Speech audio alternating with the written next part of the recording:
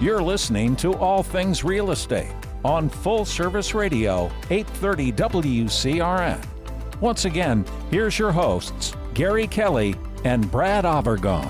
Welcome back to the second half of All Things Real Estate. I'm Gary Kelley with Lamakia, and that's Brad Avergon, hitting the fairway as it might be.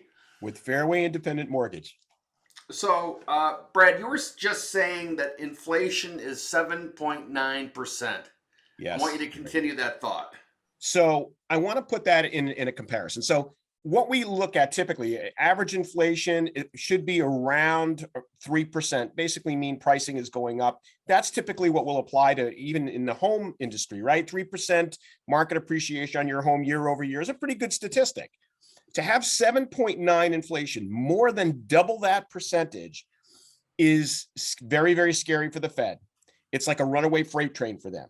And so what they're trying to do is they're trying to jam on the brakes. And the way they're jamming on the brakes is by applying pressure to the cost of borrowing money and increasing interest rates. That's what they're doing. So you're seeing things like go up like equity lines, credit card debt, mortgage debt, anything where you borrow money, you're seeing things go up. What's interesting is we're not seeing the rest of the market react. Like normally you'd think, well, if interest rates go up on the cost of borrowing funds, maybe I'd get a higher rate of return on my bank, right? In my savings account. Maybe I get a higher return on a CD. We're not quite seeing that yet. We're not seeing those numbers translate over. The Fed is so concerned about what's happening that they're now talking about this next hike, which they just did a hike a couple of weeks ago in the middle of March. They did a interbank hike of 0.25%. The next one they're talking about maybe 0.5%. So that's really quite a statement. And again, they're trying to fend off this inflation. Question is will they, are they going to do it by increasing the rate?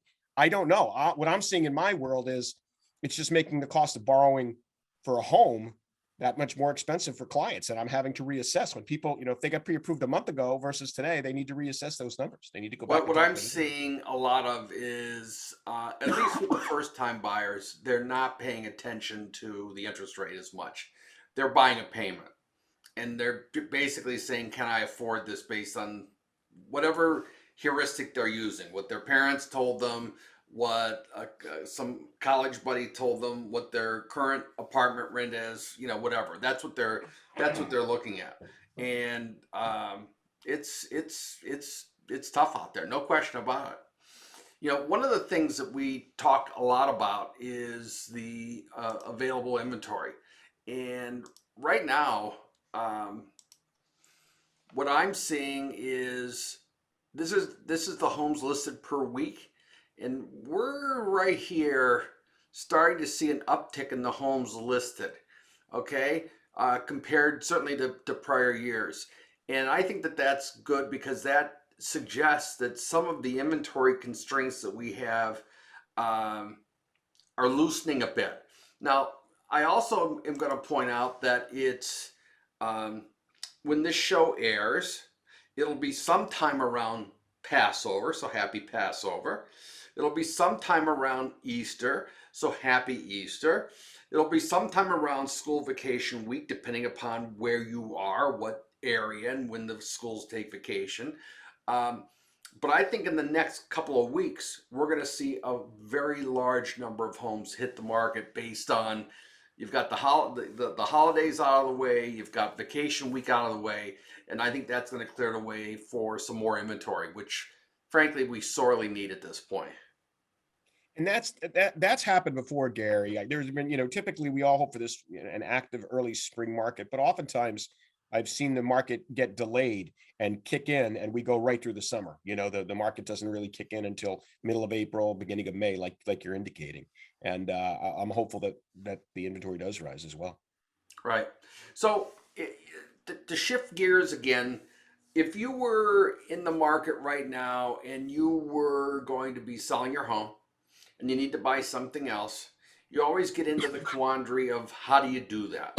How do you make it so that you can be ready to buy a home or sell your home? Now, from my perspective, there's a couple of ways to do that. One is, and some people really hate this idea, but I'm always going to throw it out there, and that's go into a rental.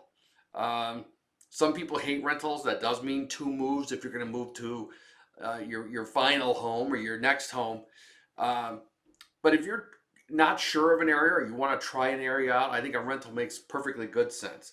If on the other hand you know where you want to go, I think you either list the house with certain protections in place, um, or you get everything ready to list the house, and then when you're ready, put it on the market at that point. Um, Brad, what are your thoughts on those options? I like the first two. I think that they're very, very good options. I think if you can position yourself, let's just take one at a time, to rent a property. And sometimes because things are going so fast, I would probably even look at finding that rental property before I put my house on the market. And sometimes because it's just hard, and maybe you overlap by a month or something like that. But um, it buys you time, and it reduces pressure, reduces stress on having to find a new home quickly, and competing with everybody. So it kind of gives you a resting stop. I do agree. It does take that extra. You got to put your stuff in storage, and um, excuse me, you have to be open to moving to that interim place. But I don't see where that's a bad thing, given the pace of this market right now. I think it's a good thing. And I think that people knowing they've got their home sold and they've moved out and they no longer have that hanging over their head, is a positive thing. The other thing is building in protections. If you can build in protections, if you're not comfortable listing your home, and you can build in protections that you can guide them towards, I think that's a great option. Why wouldn't you do that? Because the alternative is you make offers on homes where you haven't sold your home yet. You don't even have it on the market. It's going to be challenging to get that offer accepted. Do you agree? Yeah, I think that that's a good point. And I'm sorry we're recording this when you're struggling, Brad. I'm sorry, my cold. I'm going to apologize to all our listeners. I have a cold right now, so I apologize. Well, the listeners probably aren't as acute as the viewers. Um, anyway, I think that you can put in protections that say it's subject to the seller identifying and closing on suitable housing. Okay. A lot of people put down, oh, the seller has to identify suitable housing. Well, no, you got to close on it. You got to make sure that you can make that happen and get that done. Um, to me, that's an approach, and we see it used a lot, and people understand it. In an era when you've got people coming in with cash offers, bundles of money, I'm going to say bags of money, and I'm saying that to paint a picture. I've yet to have seen a bag of money in a transaction. Um, those kinds of things, those are certain types of protections that you can have. Flip side is you get your house fully ready to go. You present that offer, and if the seller of the property that you're interested in is even somewhat interested, then what you do is you immediately put the house on the market. Okay. For me to have it takes me, in all candor, once the house is ready, so it's staged, the walls painted, whatever we're going to do, once we get that, it takes typically about a week to get a house on the market. We take the pictures, we do the floor plans, we write up the descriptions.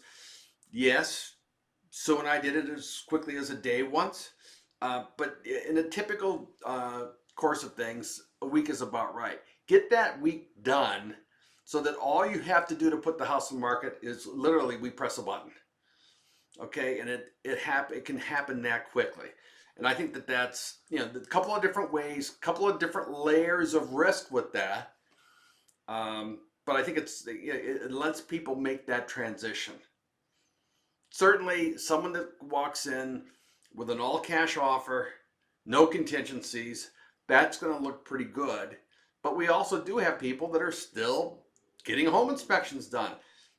Heaven forbid, I actually like it when people get a home inspection done, whether I'm the listing agent or the buying agent, because then the buyer has all of the information that they need on that house at their fingertips, as opposed to coming back later and saying, well, we didn't know that. Well, okay, you had an inspection. I'm sorry, that's what it is.